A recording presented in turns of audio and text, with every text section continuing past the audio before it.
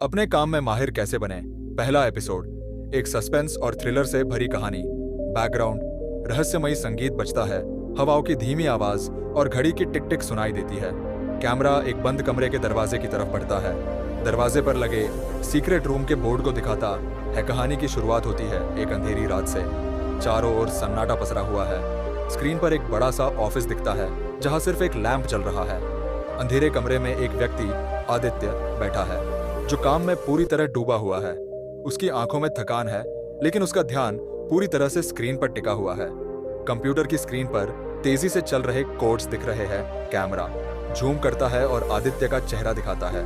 उसकी आंखों में जुनून और कुछ पाने की बेइंतहा चाहत झलकती है। आदित्य अपने मन में सोचता है, मैं इस काम में माहिर बनकर रहूंगा, लेकिन कुछ तो है जो मुझे रोकने की कोशिश कर रहा है। बैकग्राउंड में धीरे धीरे म्यूजिक सस्पेंसफुल होने लगता। कुछ देर बाद आदित्य के फोन पर एक मैसेज आता है।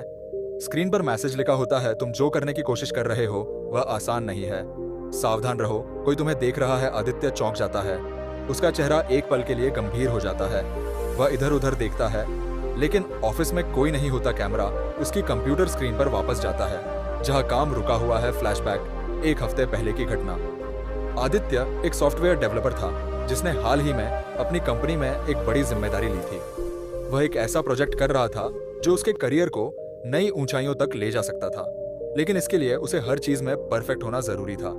वह दिन रात मेहनत कर रहा था, लेकिन किसी अनजान वजह से हर बार कोई तकनीकी दिक्कत आ जाती थी। सबसे बड़ा डर था फेल होना। एक रात उसे अचानक एक ईमेल मिला। ईमेल बिना किसी भेजने वाले के नाम के था और उसमें बस इतना लिखा था, अगर तुम इस प्रोजेक्ट में सफल होना चाहते हो तो मेरे दिए गए निर्देशों का पालन करो। उसके साथ एक फाइल अटैच थी। आदित्य पहले तो डर गया, लेकिन उसके मन में सवाल उठे। यह ईमेल किसने भेजा था? क्यों? क्या इसमें कोई ट्रैप है? फिर भी जिज्ञासा के मारे उसने वह फाइल खोल दी। उसमें कुछ कोड्स थे जिनसे वह पूरी तरह से अनजान था, लेकिन उस कोड में कुछ ऐसा था जो उसे आगे काम करने के लिए मजबूर कर रहा था। वर्तमान में वापस आदित्य को याद आता है कि उसी दिन से अजीब घटनाएं होने लगी थी। हर बार जब वह उस कोड पर काम करता तो उसे ऐसा महसूस होता कि कोई उसे देख रहा है। अचानक उसके कंप्यूटर की स्क्रीन ब्लिंक करने लगती है। पहले हल्की सी चमक, फिर तेजी से झिलमिलाने लगती है। आदित्य तेजी से कीबोर्ड की तरफ बढ़ता है, लेकिन कुछ भी काम नहीं कर रहा था। तभी स्क्रीन पर एक मैसेज फ्लैश होता है, अब समय आ गया है आदित्य, जो तुम चाहते हो उसे हासिल करना इतना आसान नहीं होगा, तुम्हें कीमत चुकानी होगी। बैकग्राउंड म्यूजिक तेज हो जाता है। आदित्य का चेहरा घबराहट में डूब जाता है। अचानक कमरे की लाइट्स बंद हो जाती है, सिर्फ कंप्यूटर की हल्की सी रोशनी बची होती है। आदित्य उठता है और दरवाजे की तरफ बढ़ता है, लेकिन दरवाजा अपने आप बंद हो चुका होता है। उसकी सांसें तेज हो जाती है। वह फिर से कंप्यूटर की ओर देखता है और स्क्रीन पर एक नई चीज दिखती है। तुम्हें जो चाहिए वो इस कोड में छिपा है, लेकिन क्या तुम इसे समझने के लिए तैयार हो? अब आदित्य के सामने सिर्फ एक रास्ता था, उस रहस्यमय कोड को समझना और अपने डर पर काबू पाना। लेकिन सवाल यह था, वह कोड कौन भेज रहा था और क्यों? एपिसोड का अंत, स्क्रीन धीरे धीरे काली होने लगती है। आखिरी सीन में कंप्यूटर स्क्रीन पर एक और मैसेज फ्लैश होता है, तुम्हारे पास ज्यादा वक्त नहीं है। आदित्य को यह कोड किसने भेजा? क्या वह इसे डिकोड कर पाएगा? जानने के लिए देखते रहिए अगले एपिसोड में। सस्पेंस एलिमेंट एपिसोड के अंत में दर्शकों के मन में यह सवाल उठता है कि आखिर यह रहस्यमयी कोड कौन भेज रहा है और उसका मकसद क्या है। इससे वे अगले एपिसोड का इंतजार करेंगे जहां कहानी और रहस्यमय हो जाएगी। प्राचीन काल की बात है। भगवान बुद्ध अपने शिष्यों के साथ एक गांव में प्रवास कर रहे थे। वहां एक युवक रहता था जो हमेशा गुस्से और चिंता में घिरा रहता था। छोटी छोटी बातों पर वह क्रोधित हो जाता और दूसरों पर चिल्लाता। उसे अपनी भावनाओं पर काबू करना बहुत कठिन लगता था। वह अपने इस स्वभाव से परेशान था, लेकिन समझ नहीं पाता था कि इसे कैसे नियंत्रित करे। एक दिन उसने सुना कि भगवान बुद्ध गांव में आए हुए हैं। उसने निश्चय किया कि वह उनसे अपनी समस्या का समाधान पूछेगा। अगले दिन वह बुद्ध के पास गया और विनम्रता से बोला, भगवान, मैं अपनी भावनाओं को नियंत्रित नहीं कर पाता। गुस्सा, ईर्ष्या और चिंता मुझे हमेशा परेशान करते हैं। कृपया मुझे बताएं कि मैं अपनी भावनाओं को कैसे नियंत्रित कर सकता हूँ। बुद्ध ने शांतिपूर्ण मुस्कान के साथ उसकी बात सुनी और फिर बोले, मैं तुम्हें एक कहानी सुनाता हूँ जो तुम्हारी समस्या का समाधान है। गुस्से से घिरे राजा की कहानी। बहुत समय पहले एक राजा था जो बहुत गुस्सैल स्वभाव का था। वह छोटी छोटी बातों पर अपने दरबारियों और सेवकों पर क्रोधित हो जाता था। एक दिन राजा का प्रिय सेवक गलती से एक कीमती वस्तु तोड़ बैठा। यह देखकर राजा बहुत गुस्सा हो गया और उसने उस सेवक को कड़ी सजा देने का आदेश दिया। बाद में एक बुद्धिमान संत राजा के दरबार में आए। उन्होंने राजा से कहा, महाराज, आप इस समय गुस्से में हैं। गुस्से में लिए गए निर्णय हमेशा गलत होते हैं। अगर आप चाहें तो मैं आपको एक दिन का समय दूं ताकि आप शांत हो सकें और फिर फैसला लें।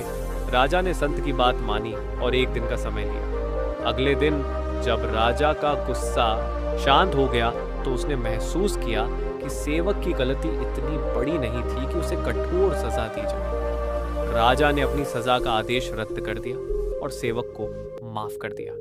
बुद्ध ने युवक की ओर देखा और बोले, ये कहानी तुम्हें क्या सिखाती है? युवक ने जवाब दिया, यह सिखाती है कि जब हम गुस्से या किसी भी भावनात्मक स्थिति में होते हैं तो हमें जल्दबाजी में निर्णय नहीं लेना चाहिए। हमें पहले अपनी भावनाओं को शांत करना चाहिए। बुद्ध ने मुस्कुराते हुए कहा, बिल्कुल सही। जब हम गुस्से, ईर्ष्या या चिंता में होते हैं तो हमारा मन अशांत हो जाता है और हम सही निर्णय नहीं ले पाते। हमें पहले अपने मन को शांत करना होता है। ध्यान और संतुलित सोच से हम अपनी भावनाओं पर नियंत्रण कर सकते हैं। भावनाओं का आना स्वाभाविक है, लेकिन उन्हें नियंत्रित करना ही सच्ची बुद्धिमत्ता है। कैसे करें भावनाओं पर नियंत्रण? बुद्ध ने युवक को सलाह दी, जब भी तुम गुस्से में हो या किसी नकारात्मक भावना से घिरे हो तो तुरंत प्रतिक्रिया देने की बजाय रुक जाओ। कुछ गहरी सांसें लो और अपने मन को शांत करने का प्रयास करो।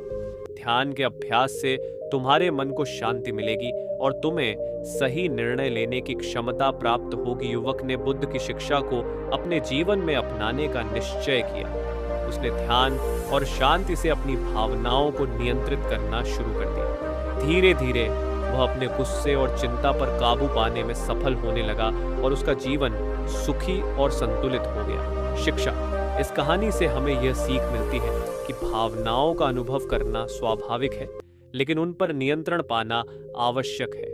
जब हम गुस्से, ईर्ष्या या चिंता में होते हैं तो हमें तुरंत प्रतिक्रिया देने की बजाय अपने मन को शांत करने की कोशिश करनी चाहिए। ध्यान और संयम से हम अपनी भावनाओं को नियंत्रित कर सकते हैं और जीवन में सही निर्णय ले सकते हैं। तो दोस्तों, वीडियो कैसा लगा कमेंट्स में ज़रूर बताएं और नए हो तो चैनल को सब्सक्राइब ज़रूर कर लो ताकि वीडियो आपको सबसे पहले मिल सके। प्राचीन समय की बात है। मगध राज्य में अंगुलीमाल नाम का एक डाकू रहता था। वह बहुत ही क्रूर और निर्दयी था। अंगुलीमाल का असली नाम अहिंसक था। बचपन से ही वह अत्यंत मेधावी और बुद्धिमान था। उसके माता पिता को उससे बहुत उम्मीदें थीं। जब वह बड़ा हुआ तो उसे शिक्षा के लिए तक्षशिला भेजा गया। तक्षशिला में अंगुलीमाल ने अपनी शिक्षा पूर्ण की और अपने गुरु के प्रिय शिष्य बन गए, लेकिन बाकी शिष्य उससे ईर्ष्या करते थे। उन्होंने उसके गुरु को यह विश्वास दिला दिया कि अंगुलीमाल उसके लिए खतरा बन सकता है। गुरु ने इस पर विश्वास कर लिया और अंगुलीमाल से कहा कि उसकी शिक्षा तब तक पूरी नहीं होगी जब तक वह 1000 उंगलियां इकट्ठी न कर ले। यह आदेश सुनकर अंगुलीमाल चौंक गया, लेकिन अपने गुरु की आज्ञा का पालन करने के लिए वह जंगल की ओर चला गया। जंगल में वह राहगीरों को रोककर उनकी उंगलियां काटने लगा। धीरे धीरे वह इतना निर्दयी हो गया कि लोगों में उसकी खौफ फैल गई। वह हर व्यक्ति की उंगली काटकर उसकी माला बना लेता था और उसे अपने गले में पहन लेता था। इसी कारण उसका नाम अंगुलीमाल पड़ गया। लोग उसके भय से उस रास्ते से गुजरने से डरते थे। उसके आतंक की खबर राजा प्रसेनजित तक भी पहुंची। राजा ने उसे पकड़ने के लिए सेना भेजने का निर्णय लिया, लेकिन इससे पहले कि सेना वहां पहुंचे, भगवान बुद्ध को इस बात का पता चला। बुद्ध ने सोचा कि अंगुलीमाल को सही रास्ते पर लाना ही सबसे उचित होगा। एक दिन भगवान बुद्ध अंगुलीमाल के जंगल में पहुंचे। उन्होंने उसे देखा और उसकी ओर बढ़ने लगे। अंगुलीमाल ने जब बुद्ध को देखा तो सोचा कि यह भी एक साधारण व्यक्ति है जिसे मारकर वह अपनी उंगलियों की गिनती पूरी कर सकता है। उसने अपनी तलवार लेकर बुद्ध की ओर दौड़ लगाई, लेकिन एक चमत्कार हुआ। बुद्ध धीरे धीरे चलते रहे, लेकिन अंगुलीमाल चाहे जितनी भी तेज दौड़ता वह उन्हें पकड़ नहीं पा रहा था। थक कर उसने बुद्ध से कहा, रुक जाओ, तुम किस प्रकार के व्यक्ति हो कि मैं तुम्हें पकड़ नहीं पा रहा हूँ। बुद्ध ने शांति से कहा, मैं तो पहले ही रुक गया हूँ अंगुलीमाल, अब तुम्हें रुकना चाहिए। अंगुलीमाल ने कहा, तुम तो चल रहे हो, फिर कैसे रुके हुए हो? बुद्ध ने उत्तर दिया, मैंने हिंसा, क्रोध और बुराई का त्याग कर दिया है।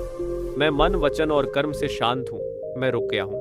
लेकिन तुम हिंसा, क्रोध और बुराई में फंसे हुए हो। अब तुम्हें रुकना चाहिए। बुद्ध के इन शब्दों ने अंगुलीमाल के दिल को छू लिया। उसे अपनी गलती का एहसास हुआ। उसने अपनी तलवार फेंक दी और बुद्ध के चरणों में गिर पड़ा। उसने बुद्ध से क्षमा मांगी और कहा, मुझे बताइए, मैं कैसे इस पाप से मुक्त हो सकता हूँ? बुद्ध ने उसे धैर्यपूर्वक समझाया, तुम्हें अपने किए गए सभी पापों का प्रायश्चित करना होगा। लोगों की सेवा और भलाई में अपना जीवन व्यतीत करना होगा। केवल तभी तुम इस पाप से मुक्त हो सकते हो। अंगुलीमाल ने बुद्ध की शरण ली और उनका शिष्य बन गया। वह अब हिंसा का त्याग कर एक भिक्षु के रूप में जीवन बिताने लगा। वह गांव-गांव जाकर लोगों की सेवा करता और उन्हें धर्म का संदेश देता। लोगों को पहले उस पर विश्वास नहीं हुआ, लेकिन धीरे धीरे उसकी भक्ति और सेवा भावना देखकर वे उसे स्वीकार करने लगे। अंगुलीमाल ने अपने जीवन का शेष समय दूसरों की भलाई और सेवा में समर्पित कर दिया। इस प्रकार एक क्रूर डाकू अंगुलीमाल, जो पहले एक आतंक का प्रतीक था, भगवान बुद्ध की करुणा और उपदेशों से एक संत बन गया। ये कहानी हमें सिखाती है कि कोई भी व्यक्ति कितना भी बुरा क्यों ना हो, अगर उसके जीवन में सही मार्गदर्शन और आत्मबोध हो तो वह अपने जीवन को पूरी तरह से बदल सकता है। इस कथा से यह भी संदेश मिलता है कि करुणा, प्रेम और क्षमा से ही हिंसा और बुराई का अंत हो सकता है। प्राचीन समय की बात है। भगवान बुद्ध अपने शिष्यों के साथ एक गांव में प्रवास कर रहे थे। एक दिन गांव का एक युवक उनके पास आया। वह बहुत परेशान और चिंतित लग रहा था। उसने बुद्ध से कहा, भगवान, मैं बहुत उलझन में हूँ। मैंने हाल ही में एक निर्णय लिया था और अब मुझे लग रहा है कि वह गलत था। मैंने सोचा था कि वह निर्णय सही होगा, लेकिन अब मैं पछता रहा हूँ। कृपया मुझे बताएं कि मैं जीवन में गलत निर्णय लेने से कैसे बच सकता हूँ। बुद्ध ने मुस्कुराते हुए उस युवक की बात सुनी और फिर बोले, प्रिय, तुम्हारी समस्या का समाधान एक कहानी में छिपा है। सुनो, एक समय की बात है, एक साधु जंगल में ध्यान कर दौड़ रहा था। वह अपनी साधना में इतने लीन था कि उसे किसी भी चीज की चिंता नहीं होती थी। एक दिन साधु के पास एक युवक आया और उसने साधु से कहा, गुरुदेव, मैं जीवन में हमेशा गलत निर्णय लेता हूँ। मुझे कोई उपाय बताएं जिससे मैं गलत निर्णय लेने से बच सकूं। साधु ने कुछ देर सोचा और फिर युवक को एक खाली कटोरा दिया और कहा, ये लो, इस कटोरे को 1 साल तक संभाल कर रखो, लेकिन एक शर्त है, इसे हमेशा साफ और खाली रखना है। युवक ने सोचा कि यह तो बहुत आसान कार्य है और उसने सहर्ष कटोरा ले लिया। वह युवक घर चला गया और पहले दिन से ही उसने कटोरे को साफ रखा। लेकिन कुछ दिन बाद एक दोस्त ने उसमें फल डाल दिए। युवक को याद आया कि उसे कटोरा खाली रखना है, तो उसने तुरंत फल निकाल दिए। फिर कुछ दिन बाद उसकी माँ ने उसमें फूल रख दिए। युवक ने फूल भी हटा दिए। धीरे धीरे उसे समझ में आने लगा कि अपने आसपास की चीजों से कटोरे को साफ रखना कितना कठिन है। 1 साल पूरा होने के बाद युवक साधु के पास लौटा और बोला, गुरुदेव, इस 1 साल में मैंने सीखा कि अपने कटोरे को साफ रखना कितना मुश्किल है। इसमें बहुत ध्यान और प्रयास लगता है। साधु ने मुस्कुराते हुए कहा, बिल्कुल, जैसे इस कटोरे को साफ रखना कठिन है, वैसे ही हमारे मन को भी साफ और शांत रखना मुश्किल होता है। जब तक हमारा मन साफ और शांत नहीं होगा, हम सही निर्णय नहीं ले पाएंगे। हम अक्सर अपनी इच्छाओं, क्रोध, लालच और भ्रम में फंसकर गलत निर्णय ले लेते हैं। जब हमारा मन शांत और स्पष्ट होता है, तब हम जीवन में सही निर्णय ले सकते हैं। इसलिए गलत निर्णयों से बचने के लिए सबसे पहले हमें अपने मन को शांत और स्थिर रखना सीखना होगा। युवक ने साधु की बात समझ ली और उसने अपने जीवन में अपने मन को शांत रखने का अभ्यास शुरू कर दिया। बुद्ध ने युवक की ओर देखा और कहा, यही तुम्हारे प्रश्न का उत्तर है। जीवन में गलत निर्णयों से बचने के लिए सबसे पहले अपने मन को शांत और स्पष्ट रखना सीखो। जब तुम्हारा मन शांत होगा, तब तुम सही और गलत का भली भांति निर्णय कर पाओगे। युवक ने बुद्ध के चरणों में सिर झुकाया और उनका धन्यवाद किया। उसने मन ही मन यह निश्चय किया कि वह अपने जीवन में हर निर्णय सोच समझकर और शांत मन से ही लेगा। इस प्रकार भगवान बुद्ध ने युवक को यह सिखाया कि जीवन में गलत निर्णयों से बचने के लिए मन की शांति और स्पष्टता आवश्यक है। जब हमारा मन शांत और साफ होगा, तब हम सही निर्णय ले सकेंगे और जीवन में सफल हो सकेंगे। तो दोस्तों, वीडियो कैसा लगा कमेंट्स में ज़रूर बताएं और चैनल को सब्सक्राइब ज़रूर कर लेना ताकि आप वीडियो सबसे पहले मिल सके। प्राचीन समय की बात है। भगवान बुद्ध अपने शिष्यों के साथ एक गांव में प्रवास कर रहे थे। एक दिन गांव का एक युवक उनके पास आया। वह बहुत परेशान और चिंतित लग रहा था। उसने बुद्ध से कहा, भगवान, मैं बहुत उलझन में हूँ। मैंने हाल ही में एक निर्णय लिया था और अब मुझे लग रहा है कि वह गलत था। मैंने सोचा था कि वह निर्णय सही होगा, लेकिन अब मैं पछता रहा हूँ। कृपया मुझे बताएं कि मैं जीवन में गलत निर्णय लेने से कैसे बच सकता हूँ। बुद्ध ने मुस्कुराते हुए उस युवक की बात सुनी और फिर बोले, प्रिय, तुम्हारी समस्या का समाधान एक कहानी में छिपा है। सुनो, एक समय की बात है, एक साधु जंगल में ध्यान कर दौड़ रहा था। वह अपनी साधना में इतने लीन था कि उसे किसी भी चीज की चिंता नहीं होती थी। एक दिन साधु के पास एक युवक आया और उसने साधु से कहा, गुरुदेव, मैं जीवन में हमेशा गलत निर्णय लेता हूँ। मुझे कोई उपाय बताएं जिससे मैं गलत निर्णय लेने से बच सकूं। साधु ने कुछ देर सोचा और फिर युवक को एक खाली कटोरा दिया और कहा, ये लो, इस कटोरे को 1 साल तक संभाल कर रखो, लेकिन एक शर्त है, इसे हमेशा साफ और खाली रखना है। युवक ने सोचा कि यह तो बहुत आसान कार्य है और उसने सहर्ष कटोरा ले लिया। वह युवक घर चला गया और पहले दिन से ही उसने कटोरे को साफ रखा। लेकिन कुछ दिन बाद एक दोस्त ने उसमें फल डाल दिए। युवक को याद आया कि उसे कटोरा खाली रखना है, तो उसने तुरंत फल निकाल दिए।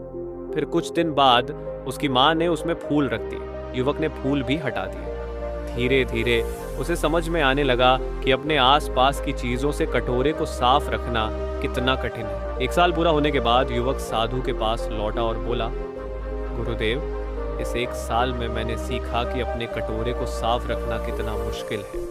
इसमें बहुत ध्यान और प्रयास लगता है।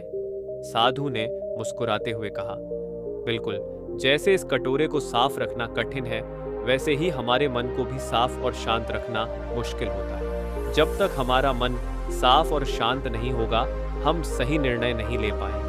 हम अक्सर अपनी इच्छाओं, क्रोध, लालच और भ्रम में फंसकर गलत निर्णय ले लेते हैं। जब हमारा मन शांत और स्पष्ट होता है, तब हम जीवन में सही निर्णय ले सकते हैं। इसलिए गलत निर्णयों से बचने के लिए सबसे पहले हमें अपने मन को शांत और स्थिर रखना सीखना होगा। युवक ने साधु की बात समझ ली और उसने अपने जीवन में अपने मन को शांत रखने का अभ्यास शुरू कर दिया। बुद्ध ने युवक की ओर देखा और कहा, यही तुम्हारे प्रश्न का उत्तर है। जीवन में गलत निर्णयों से बचने के लिए सबसे पहले अपने मन को शांत और स्पष्ट रखना सीखो। जब तुम्हारा मन शांत होगा, तब तुम सही और गलत का भली भांति निर्णय कर पाओगे। युवक ने बुद्ध के चरणों में सिर झुकाया और उनका धन्यवाद किया। उसने मन ही मन यह निश्चय किया कि वह अपने जीवन में हर निर्णय सोच समझकर और शांत मन से ही लेगा। इस प्रकार भगवान बुद्ध ने युवक को यह सिखाया कि जीवन में गलत निर्णयों से बचने के लिए मन की शांति और स्पष्टता आवश्यक है। जब हमारा मन शांत और साफ होगा, तब हम सही निर्णय ले सकेंगे और जीवन में सफल हो सकेंगे। तो दोस्तों, वीडियो कैसा लगा कमेंट्स में ज़रूर बताएं और चैनल को सब्सक्राइब ज़रूर कर लेना ताकि आप वीडियो सबसे पहले मिल सके। एक समय की बात है, एक छोटे से गांव में आरव नाम का एक युवक रहता था। वह मेहनती और ईमानदार था, लेकिन उसकी सबसे बड़ी कमजोरी थी कि वह अपने मन को नियंत्रित नहीं कर पाता था। जब भी उसे गुस्सा आता, वह आवेश में आकर गलत निर्णय ले लेता और जब भी किसी चीज की इच्छा होती, वह संयम खो देता। इसी कारण वह अक्सर परेशान रहता था और उसका जीवन संतुलन में नहीं था। एक दिन गांव में एक साधु का आगमन हुआ। साधु का नाम स्वामी शांतानंद था और लोग कहते थे कि उन्होंने अपने मन पर पूर्ण नियंत्रण पा लिया था। आरव ने उनके बारे में सुनकर सोचा, अगर मैं भी अपने मन पर नियंत्रण कर पाऊं तो मेरा जीवन बेहतर हो सकता है। ये सोचकर वह साधु से मिलने गया। आरव ने साधु से कहा, गुरुदेव, मैं हमेशा अपने मन की कमजोरी के कारण परेशान रहता हूँ। कृपया मुझे मार्ग दिखाएं कि कैसे मैं अपने मन को नियंत्रित कर सकता हूँ। साधु मुस्कुराए और बोले, मन को नियंत्रित करना कठिन है, लेकिन असंभव नहीं। इसके लिए धैर्य, समर्पण और अभ्यास की आवश्यकता होती है। तुम कल सुबह मुझसे मिलो और मैं तुम्हें एक साधना सिखाऊंगा। अगली सुबह आरव साधु के पास गया। साधु ने उसे एक छोटे बगीचे में ले जाकर कहा, यहाँ बैठो और इस दीपक की लौ को देखो। सिर्फ लौ पर ध्यान केंद्रित करो। तुम्हारा मन भटकेगा, लेकिन तुम उसे बार बार लौ पर केंद्रित करते रहना। आरव ने वैसा ही किया। पहले कुछ मिनटों में ही उसका मन इधर उधर की बातों में उलझ गया। कभी उसे घर के काम याद आए, कभी कोई पुरानी बात, तो कभी भविष्य की चिंता। लेकिन साधु की बात याद करके वह हर बार अपने ध्यान को लौ पर वापस लाता रहा। धीरे धीरे वह ध्यान में स्थिर होने लगा। कई दिनों तक आरव ने यही अभ्यास किया। हर दिन वह अपने मन की अशांति को थोड़ा थोड़ा कम होते हुए महसूस करने लगा। एक दिन साधु ने उससे कहा, अब तुम अपने मन को कुछ हद तक नियंत्रित कर पा रहे हो, लेकिन याद रखो यह जीवन भर का अभ्यास है। मन कभी भी पूर्ण रूप से वश में नहीं किया जा सकता, लेकिन इसे दिशा दी जा सकती है। आरव ने धीरे धीरे अपने जीवन में भी ध्यान और धैर्य को अपनाया।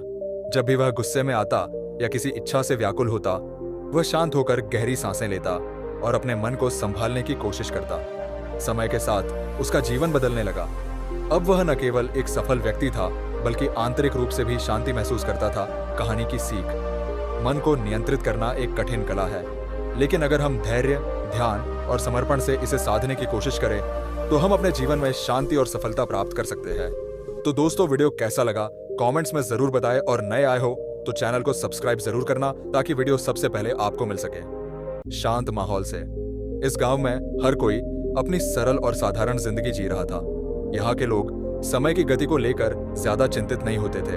उन्हें पता था कि जीवन की एक लय होती है और समय अपने तरीके से चलता रहता है। लेकिन इस गांव में एक व्यक्ति ऐसा था जो समय की गति को हमेशा चुनौती देने की कोशिश करता था। उसका नाम था अर्जुन। गांव के सबसे बुद्धिमान और मेहनती व्यक्ति के रूप में जाना जाता था। उसे हमेशा से यह मान्यता थी कि अगर इंसान चाहे तो समय को भी अपने हिसाब से मोड़ सकता है।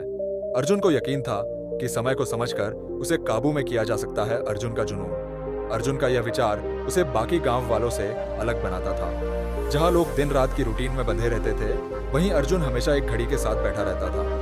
वह घंटों समय की टिक टिक सुनता और सोचता कि अगर वह समय को पकड़ सके तो उसे रोक भी सकता है। गांव के लोग अर्जुन का मजाक उड़ाते थे और कहते थे, समय का खेल कोई नहीं जीत सकता। लेकिन अर्जुन अपने काम में लगा रहा। वह कई किताबें पढ़ता, समय के रहस्यों को समझने की कोशिश करता। उसने वैज्ञानिक प्रयोग किए और यहाँ तक कि गांव के बाहर जंगल में जाकर कई अजीब तरीके से समय को प्रभावित करने के प्रयास किए। एक रहस्यमयी मुलाकात एक दिन अर्जुन को एक अजीब सी आवाज सुनाई दी। वह जंगल में अपने प्रयोगों में व्यस्त था जब अचानक से आसमान में बादल घिराए। समय जैसे थम सा गया। ठंडी हवा चलने लगी और पेड़ों की सरसराहट में एक अनजान सी गूंज था। तभी उसके सामने एक बूढ़ा व्यक्ति प्रकट हुआ, जिसके चेहरे पर रहस्यमयी मुस्कान थी। उसकी आंखों में जैसे वर्षों का अनुभव था। बूढ़ा व्यक्ति धीरे धीरे अर्जुन की ओर बढ़ा और बोला, तुम समय को समझना चाहते हो? अर्जुन चौंक गया। वह जानता था कि उसने अपनी खोज को किसी के साथ साझा नहीं किया था। तुम कौन हो? अर्जुन ने डरते हुए पूछा। बूढ़े ने हंसते हुए कहा, मैं समय का रखवाला हूं। मैं देख रहा हूं कि तुम समय को चुनौती देना चाहते हो। तुम समझते हो कि समय एक खेल है जिसे तुम जीत सकते हो। अर्जुन ने अपनी जिज्ञासा को छिपाते हुए पूछा, क्या यह सच है? क्या मैं समय को वश में कर सकता हूं? बूढ़े व्यक्ति ने गहरी सांस ली और कहा, समय का खेल किसी के लिए भी आसान नहीं है। अगर तुम इसे समझने की कोशिश करोगे तो तुम्हें उसकी कीमत चुकानी होगी। समय की चुनौती अर्जुन के अंदर का जिज्ञासु व्यक्ति अब शांत नहीं बैठ सकता था। उसने बूढ़े से कहा, मैं कीमत चुकाने को तैयार हूं। मुझे बस यह बताओ कि मैं समय को कैसे काबू में कर सकता हूं।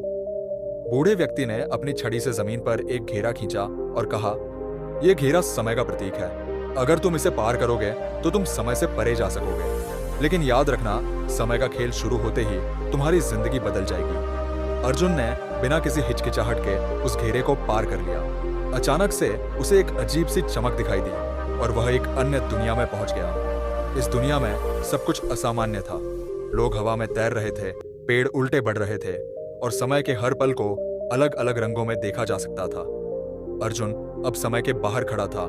समय का खेल शुरू इस दूसरी दुनिया में। अर्जुन ने पाया कि समय वह अलग ढंग से चलता है। वह चाहे तो एक दिन को 1 मिनट में जी सकता था या 1 मिनट को 1 साल की तरह खींच सकता था। शुरुआत में यह अनुभव उसे रोमांचक लगा।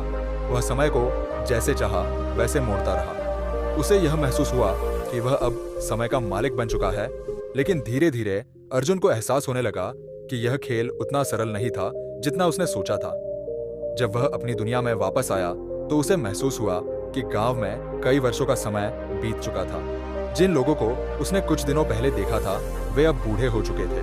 उसकी अपनी उम्र में भी बदलाव आया था। उसका युवा शरीर थक चुका था और उसके बाल सफेद हो गए थे। अर्जुन ने बूढ़े व्यक्ति की बात याद की। समय का खेल किसी के लिए आसान नहीं होता। समय की सच्चाई, अब अर्जुन के पास समय की शक्ति थी, लेकिन इसके साथ ही वह अपनी जिंदगी में बहुत कुछ खो चुका था। वह समझ गया था कि समय के साथ छेड़छाड़ करना कोई आसान काम नहीं था। जो भी इंसान समय को काबू करने की कोशिश करता है उसे उसकी सच्चाई स्वीकार करनी पड़ती है। अर्जुन अब वापस उस बूढ़े व्यक्ति की तलाश में निकला, लेकिन वह कहीं नहीं मिला। अर्जुन ने समझ लिया था कि समय अपनी गति से चलता है और इसे चुनौती देने की कोशिश करना बेकार है। जो पल हमारे सामने है वही सबसे कीमती है समाप्ति। समय का सबक अर्जुन ने गांव लौटकर सबको समय की सच्चाई बताई। उसने समझाया कि समय को पकड़ने या रोकने की कोशिश नहीं करनी चाहिए, बल्कि हर पल को पूरी तरह से जीना चाहिए। जीवन का असली खेल समय को वश में करने में नहीं, बल्कि समय के साथ संतुलन में जीने में है। अर्जुन का यह सबक गांव वालों के दिलों तक पहुंचा। अब गांव में लोग समय का सही महत्व समझ चुके थे। अर्जुन भी अपनी नई सोच के साथ शांति से जीने लगा, ये जानते हुए कि समय का खेल कभी ना खत्म होने वाला है, लेकिन उसमें जीतना किसी के बस की बात नहीं। तो दोस्तों, वीडियो कैसा लगा कमेंट करके जरूर बताएं, और नए आए हो तो चैनल को सब्सक्राइब जरूर करना ताकि वीडियो सबसे पहले आपको मिल सके। खुद पर ध्यान दो, गौतम बुद्ध की प्रेरणादायक कहानी। प्राचीन काल की बात है जब गौतम बुद्ध अपने शिष्यों के साथ विभिन्न गांवों और नगरों में घूमकर लोगों को उपदेश दे रहे थे। बुद्ध के उपदेशों ने कई लोगों के जीवन को बदल दिया था और लोग उनकी शिक्षाओं को बड़े सम्मान के साथ सुनते और पालन करते थे। एक दिन बुद्ध अपने कुछ शिष्यों के साथ एक गांव पहुंचे, जहां वे एक वृक्ष के नीचे बैठकर अपने शिष्यों को जीवन के महत्व पर शिक्षा दे रहे थे। उसी समय गांव के एक व्यक्ति ने बुद्ध के उपदेशों के बारे में सुना और वह उनके पास पहुंचा। वह व्यक्ति अपनी परेशानियों और असंतोष से भरा हुआ था। उसका जीवन हर तरह की समस्याओं से घिरा हुआ था, चिंता, तनाव और असंतुलन। वह हमेशा दूसरों को दोष देता था और सोचता था कि उसकी समस्याओं का कारण बाहर की दुनिया है, लोग हैं, परिस्थितियां हैं। वह बुद्ध के पास आया और बोला, हे महात्मा, मेरे जीवन में कोई सुख नहीं है। मैं बहुत परेशान हूँ। मेरे परिवार में कलह है, मेरे मित्र मुझसे दूर हो गए हैं और मैं हर समय बेचैन रहता हूँ। मैंने हर प्रयास किया, लेकिन मेरी समस्याएं समाप्त होने का नाम नहीं ले रही। कृपया मुझे बताएं कि मैं इस असंतोष और पीड़ा से कैसे मुक्त हो सकता हूँ। बुद्ध मुस्कुराए और बोले, प्रिय मित्र, यदि तुम वास्तव में अपनी समस्याओं का समाधान चाहते हो तो सबसे पहले खुद पर ध्यान दो। वह व्यक्ति बुद्ध के इस उत्तर से थोड़ा हैरान हुआ और बोला, खुद पर ध्यान दो, परंतु मेरी समस्याएं तो बाहर की दुनिया में है। लोग मुझे परेशान करते हैं, परिस्थितियां अनुकूल नहीं है, तो मैं खुद पर ध्यान कैसे दूं? बुद्ध ने शांत स्वर में उत्तर दिया, तुम्हारे जीवन में जो भी परेशानियां हैं वे इसलिए है क्योंकि तुमने कभी खुद को समझने की कोशिश नहीं की। बाहर की दुनिया को बदलने से पहले तुम अपने अंदर की दुनिया को देखो। तुम्हारे सभी दुखों और चिंताओं का स्रोत तुम्हारे अंदर है। बुद्ध ने फिर एक उदाहरण देते हुए कहा, एक राजा ने अपने पूरे राज्य में चमड़े का कालीन बिछाने का आदेश दिया ताकि उसे कांटों और पत्थरों से न गुजरना पड़े। परंतु क्या यह संभव था? तब किसी ने राजा को सलाह दी कि वह चमड़े का जूता पहन ले, जिससे उसे न तो कांटों से चोट लगेगी और न ही पत्थरों से। राजा को समझ आ गया कि पूरे राज्य को बदलने से बेहतर है कि वह खुद को बदल ले। इसी प्रकार बुद्ध ने कहा, बाहर की दुनिया को बदलने के प्रयास में जीवन बर्बाद करने से बेहतर है कि तुम अपने मन और विचारों को समझो। जब तुम अपने मन को शांत और स्थिर कर लोगे तब बाहर की दुनिया भी तुम्हें शांत और सुखद लगेगी। वह व्यक्ति बुद्ध की बातों को ध्यान से सुन रहा था। अब वह समझ चुका था कि उसके दुखों का असली कारण बाहरी परिस्थितियां नहीं, बल्कि उसका खुद का दृष्टिकोण और उसके मन की अव्यवस्था है। बुद्ध ने अंत में कहा, अगर तुम सच में सुख और शांति चाहते हो तो खुद पर ध्यान दो। अपने विचारों को समझो, अपने मन को नियंत्रित करो। जब तुम अपने अंदर शांति और संतुलन पा लोगे तब बाहर की दुनिया भी तुम्हें वैसी ही दिखाई देगी। वह व्यक्ति बुद्ध के चरणों में झुक गया और बोला, महात्मा, अब मैं समझ गया हूँ कि असली परिवर्तन मेरे अंदर से ही शुरू होता है। मैं खुद पर ध्यान दूंगा और अपने मन को शांत करूंगा। इसके बाद वह व्यक्ति बुद्ध की शिक्षाओं का पालन करते हुए ध्यान और आत्मनिरीक्षण में लगा। धीरे धीरे उसने अपने जीवन में शांति और संतुलन पा लिया और उसकी समस्याएं स्वतः ही समाप्त हो गई। इस तरह गौतम बुद्ध ने उस व्यक्ति को यह सिखाया कि असली शांति और सुख पाने का मार्ग बाहर की दुनिया में नहीं, बल्कि अपने भीतर है। जब हम खुद पर ध्यान देते हैं तो हम अपने जीवन की दिशा को बदल सकते हैं और सच्चे सुख की प्राप्ति कर सकते हैं। कहानी का संदेश बाहर की दुनिया को बदलने के बजाय हमें अपने भीतर झांकना चाहिए और खुद पर ध्यान देना चाहिए। जब हम अपने मन को नियंत्रित करते हैं और अपने विचारों को समझते हैं तो हमारी समस्याएं स्वतः समाप्त हो जाती है। सच्ची शांति और सुख की प्राप्ति खुद की समझ और आत्मनिरीक्षण से होती है। समय कितना भी बुरा हो, ये दो बातें याद रखना। यह कहानी एक छोटे से गांव में रहने वाले एक युवक राघवन की है। राघव अपनी मेहनत और ईमानदारी के लिए पूरे गांव में जाना जाता था। वह एक साधारण किसान था, लेकिन उसके दिल में अपने परिवार और गांव के लिए बहुत प्यार और सम्मान था।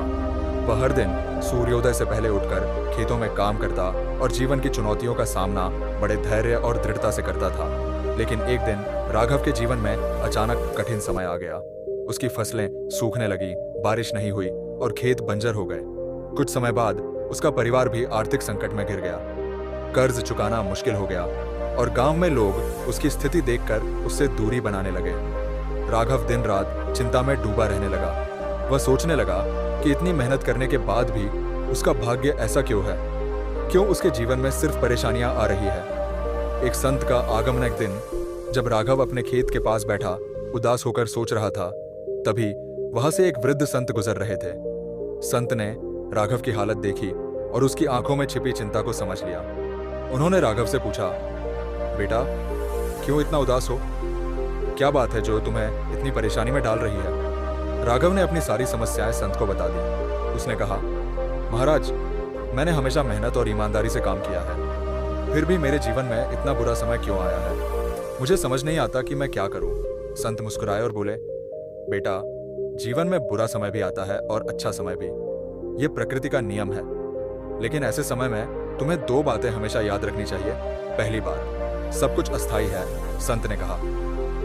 पहली बात जो तुम्हें याद रखनी है वह यह कि जीवन में कोई भी परिस्थिति स्थायी नहीं होती। चाहे वह अच्छा समय हो या बुरा, दोनों ही बीत जाते हैं। जैसे दिन के बाद रात आती है और रात के बाद दिन, वैसे ही बुरा समय भी हमेशा नहीं रहता। राघव ध्यान से सुन रहा था। संत ने आगे कहा, जब तुम्हारे जीवन में सुख था, तुमने सोचा था कि यह सदा रहेगा, लेकिन वह भी चला गया। उसी तरह यह कठिन समय भी एक दिन खत्म हो जाएगा। इसलिए धैर्य रखो और इस समय को भी बीत जाने दो। दूसरी बात, अपने कर्म पर विश्वास रखो। संत ने फिर दूसरी बात कही। दूसरी बात जो तुम्हें याद रखनी चाहिए वह यह है कि कभी भी अपने कर्म से मत डरो। कठिन समय में भी अपने काम में लगे रहो। अगर तुम ईमानदारी और मेहनत से काम करते रहोगे तो परिणाम तुम्हारे पक्ष में जरूर आएगा। उन्होंने कहा, बुरा समय हमें सिखाने आता है कि हम और मजबूत बने। यह हमारे धैर्य, साहस और विश्वास की परीक्षा लेता है। अगर तुम इस समय में भी हार मान लोगे तो आने वाले अच्छे समय का आनंद नहीं ले पाओगे। राघव की प्रेरणा राघव को संत की बातें गहरे तक छू गई। उसने सोचा कि वह कितनी जल्दी अपने बुरे समय से हार मानने लगा था, जबकि उसे पता था कि हर रात के बाद सुबह होती है। उसने संत के चरणों में सिर झुकाकर आशीर्वाद लिया और मन ही मन निर्णय लिया कि वह अब हिम्मत नहीं हारेगा। संत के जाने के बाद राघव ने फिर से अपने काम में ध्यान देना शुरू किया। उसने अपने खेतों को फिर से तैयार किया, नई फसल बोई और धैर्य से बारिश का इंतजार किया। कुछ महीने बाद बारिश हुई और उसकी मेहनत रंग लाई। उसकी फसलें लहलहाने लगी और धीरे धीरे उसका आर्थिक संकट भी खत्म हो गया। राघव ने जीवन के इस कठिन समय से दो महत्वपूर्ण बातें सीख ली। समय कितना भी बुरा हो, यह अस्थायी है। कभी भी अपने कर्म से पीछे मत हटो। कहानी का संदेश, इस कहानी का संदेश है कि जीवन में चाहे कितना भी कठिन समय क्यों ना आए, हमें हमेशा यह याद रखना चाहिए कि वह अस्थायी है और अपने कर्म पर विश्वास रखना चाहिए। मेहनत और धैर्य से ही बुरे समय का सामना किया जा सकता है और अंत में सफलता जरूर मिलती है। बाज की तरह बनो। अकेला और निडर गौतम बुद्ध की प्रेरणादायक कहानी गौतम बुद्ध के उपदेशों में से एक प्रसिद्ध कथा है, जिसमें उन्होंने बाज, ईगल के गुणों को जीवन में अपनाने का संदेश दिया। यह कहानी बताती है कि कैसे हम जीवन में अकेले और निडर बनकर सफलता प्राप्त कर सकते हैं। बुद्ध ने यह कहानी अपने शिष्यों को सुनाई ताकि वे जीवन में सही मार्गदर्शन प्राप्त कर सके और आत्मनिर्भर बन सके। कहानी का प्रारंभ। एक दिन गौतम बुद्ध अपने शिष्यों के साथ एक जंगल में ध्यान कर रहे थे। ध्यान के बाद एक शिष्य ने बुद्ध से पूछा, भगवान, हमें जीवन में सही मार्गदर्शन कैसे मिले? हम अपनी कमजोरी और डर के कारण कई बार रास्ते से भटक जाते हैं। बुद्ध ने मुस्कुराते हुए कहा, तुम्हें एक बाज की तरह बनना होगा, अकेला और निडर बाज की कहानी। बुद्ध ने एक बाज की कहानी। बाज एक ऐसा पक्षी है जो अपने जीवन के हर चरण में निडर और स्वतंत्र रहता है। वह अकेले उड़ता है, ऊंचाइयों में, और अन्य पक्षियों की तरह झुंड में नहीं। वह स्वतंत्रता का प्रतीक है और डर को अपने जीवन से बाहर रखता है। वह अपने शिकार को ध्यानपूर्वक देखता है, अपने लक्ष्य पर पूरी नजर रखता है और सही समय पर झपटता है, बुद्ध ने कहा। बाज अकेले उड़ता है क्योंकि वह जानता है कि उसकी शक्ति उसके अंदर ही है। वह दूसरों पर निर्भर नहीं करता। वह ऊंचाइयों में उड़ता है और छोटी समस्याओं में उलझता नहीं। जब बाज बूढ़ा हो जाता है तो वह अपने पंखों और चोंच को बदलने के लिए एक कष्टदायी प्रक्रिया से गुजरता है।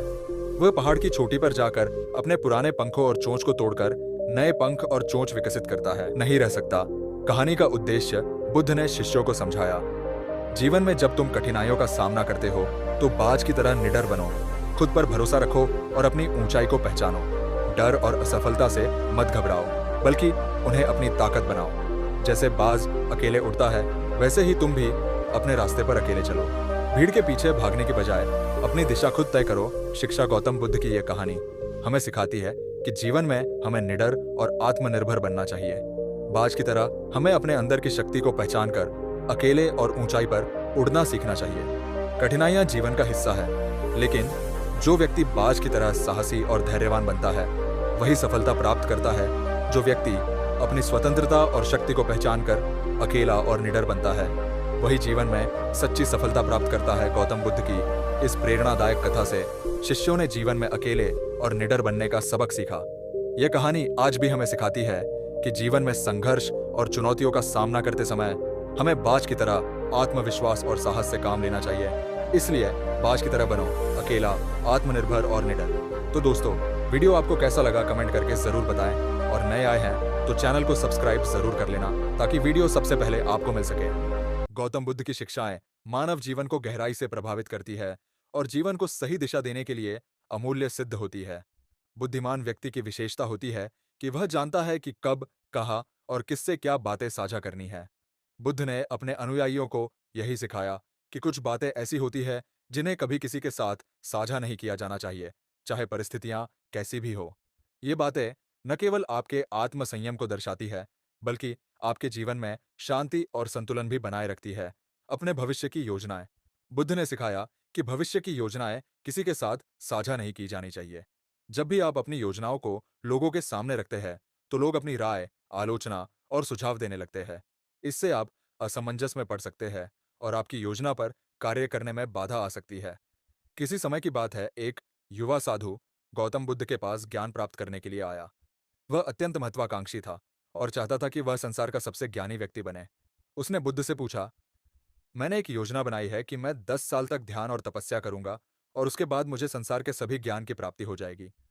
क्या आप मेरे विचार से सहमत हैं? बुद्ध मुस्कुराए और शांतिपूर्वक बोले, तुम्हारे विचार और योजना भले ही नेक है, परंतु अपनी योजनाओं को अभी संसार के सामने रखने से तुम स्वयं भ्रमित हो सकते हो। तुम्हारे चारों ओर लोग तुम्हारी योजना की समीक्षा करेंगे और तुम अपनी सोच में बदलाव ला सकते हो। अपने लक्ष्य को हमेशा अपने दिल में सुरक्षित रखो और जब उसे पूरा कर लो, तभी उसे दुनिया को दिखाओ। युवा साधु बुद्ध की बातों से प्रेरित हुआ और उसने अपने लक्ष्य को गुप्त रखते हुए अपने मार्ग पर चलने का निर्णय लिया। अपने दान और परोपकार। गौतम बुद्ध ने यह भी सिखाया कि जब भी आप किसी के लिए कुछ अच्छा करते हैं, जैसे कि दान, परोपकार या सहायता, तो इसे छिपाकर रखें। अपने अच्छे कार्यों का प्रचार करने से वह कर्म शुद्ध नहीं रहता और आपके अहंकार को बढ़ावा मिलता है। बुद्ध का मानना था कि सही परोपकार वही है जो बिना किसी उम्मीद और बिना किसी प्रदर्शन के किया जाए। एक धनी व्यापारी ने गौतम बुद्ध से प्रेरित होकर निर्धन लोगों की सहायता करने का निर्णय लिया। उसने बुद्ध के सामने यह घोषणा की, मैंने सोचा है कि इस साल मैं 100 निर्धन परिवारों की मदद करूंगा और उन्हें भोजन, वस्त्र और धन दूंगा। बुद्ध ने शांत भाव से व्यापारी की ओर देखा और बोले, तुम्हारा उद्देश्य अच्छा है, परंतु जब तुम दूसरों की सहायता करते हो तो उसकी चर्चा करना अनावश्यक है। सच्ची दानवीरता वही है जो गुप्त रूप से की जाए, क्योंकि तब तुम अपने अहंकार का पोषण नहीं कर रहे होते, बल्कि सच्चे परोपकार की भावना से प्रेरित होते हो। वह व्यापारी समझ गया कि दानवीरता का वास्तविक अर्थ दूसरों की सहायता करने से है, न कि अपनी महानता का प्रदर्शन करने से। अपने आध्यात्मिक अनुभव। बुद्ध ने यह भी कहा कि अपने आध्यात्मिक अनुभवों को दूसरों के साथ साझा करना आवश्यक नहीं है। जब आप ध्यान, साधना या किसी और आत्म साक्षात्कार के अनुभव से गुजरते हैं, तो वह अनुभव व्यक्तिगत होता है। इसे दूसरों के सामने रखने से आप उसकी पवित्रता खो सकते हैं। एक बार एक साधु ने ध्यान के दौरान अद्भुत अनुभव प्राप्त किया। वह अत्यंत उत्साहित होकर बुद्ध के पास गया और बोला, मैंने ध्यान में एक दिव्य अनुभव किया। मैंने शून्य को देखा और अनंतता को महसूस किया। मुझे यह अनुभव अवर्णनीय लगा। क्या मैं इसे अपने साथी साधुओं के साथ साझा कर सकता हूँ? बुद्ध ने उसे स्नेहपूर्वक समझाया। तुम्हारा अनुभव अत्यंत व्यक्तिगत है और इसे शब्दों में व्यक्त करना कठिन है। हर व्यक्ति की साधना और ध्यान का अनुभव भिन्न होता है। तुम्हारे अनुभव को शब्दों में बांधने का प्रयास उसे सीमित कर देगा। इसे अपने भीतर ही महसूस करो और इसे अपनी आत्मा का हिस्सा बनाओ। उस साधु ने बुद्ध की बात मान ली और अपने अनुभव को अपने दिल में सुरक्षित रखा। अपने निजी जीवन की समस्याएं। बुद्ध ने अपने अनुयायियों को सिखाया कि निजी जीवन की समस्याओं को अधिक से अधिक अपने तक ही सीमित रखें। जब आप अपनी समस्याएं दूसरों के साथ साझा करते हैं, तो कभी-कभी लोग सहानुभूति दिखाते हैं, लेकिन अधिकतर वे आपकी समस्याओं का हल नहीं निकाल सकते। इसके बजाय यह चर्चा आपके जीवन में नकारात्मकता को और बढ़ा सकती है। एक महिला जो बुद्ध की अनुयायी थी, उसके जीवन में कई समस्याएं चल रही थी। वह अत्यधिक परेशान थी और वह हमेशा अपने दोस्तों और रिश्तेदारों के साथ अपनी समस्याएं साझा करती थी। लेकिन इससे उसकी समस्याएं सुलझने के बजाय और बढ़ जाती थीं। एक दिन उसने बुद्ध से सलाह मांगी। बुद्ध ने कहा, जब तुम अपनी समस्याओं को बार बार दूसरों से कहती हो, तो वह समस्या तुम्हारे जीवन में और बढ़ जाती है। अपनी समस्याओं को खुद सुलझाने की कोशिश करो। ध्यान और आत्मचिंतन से तुम अपने भीतर की शक्ति को पहचान सकती हो, जो इन समस्याओं का समाधान कर सकती है। महिला ने बुद्ध की बातों का पालन किया और धीरे धीरे ध्यान और आत्मचिंतन के माध्यम से उसने अपने जीवन की समस्याओं का सामना किया। बुद्ध का मानना था कि अपनी कमजोरियों को दूसरों के सामने प्रकट करना अनावश्यक होता है। हर व्यक्ति की कुछ कमजोरियां होती हैं, लेकिन उन्हें सार्वजनिक करने से दूसरे लोग उसका लाभ उठा सकते हैं या आपकी आत्मविश्वास को कम कर सकते हैं। एक युवा भिक्षु था जो अत्यधिक संकोची और आत्मविश्वास की कमी से ग्रस्त था। वह हमेशा दूसरों से अपनी कमजोरियों की चर्चा करता था और इससे वह और अधिक कमजोर महसूस करता था। एक दिन वह बुद्ध के पास गया और अपने मन की सारी बातें साझा की। बुद्ध ने उसे शांति से सुनने के बाद कहा, हर व्यक्ति के पास अपनी कमजोरियां होती है, लेकिन इसे बार बार दूसरों के सामने रखने से तुम अपनी कमजोरी को और अधिक शक्तिशाली बना रहे हो। इसके बजाय तुम अपनी कमजोरी को अपनी ताकत में बदल सकते हो। आत्मविश्वास का निर्माण अंदर से होता है, बाहर से नहीं। उस भिक्षु ने बुद्ध की बातों को समझा और उसने अपनी कमजोरियों पर कार्य करना शुरू किया, बिना उन्हें बार बार दूसरों के सामने प्रकट किए। अपने परिवार की समस्याएं। बुद्ध ने यह भी सिखाया कि परिवार की समस्याओं को अन्य लोगों के सामने प्रकट करने से समस्याएं और अधिक जटिल हो जाती है। परिवार एक व्यक्तिगत इकाई होती है और उसकी समस्याओं का समाधान परिवार के भीतर ही होना चाहिए। एक अनुयायी अपने परिवार की समस्याओं से अत्यधिक परेशान था और उसने अपने सभी दोस्तों से इस बारे में चर्चा की। इससे न केवल उसकी समस्या बनी रही, बल्कि परिवार के अन्य सदस्य भी नाराज हो गए। वह बुद्ध के पास आया और उनसे मार्गदर्शन मांगा। बुद्ध ने उसे समझाया, परिवार की समस्याओं को केवल परिवार के सदस्यों के साथ ही सुलझाना चाहिए। जब तुम परिवार की समस्याओं को दूसरों के सामने रखते हो, तो वे केवल इसे बढ़ा चढ़ाकर देखने लगते हैं और इससे समस्या और जटिल हो जाती है। अपने परिवार की समस्याओं का समाधान शांति से और भीतर से करो।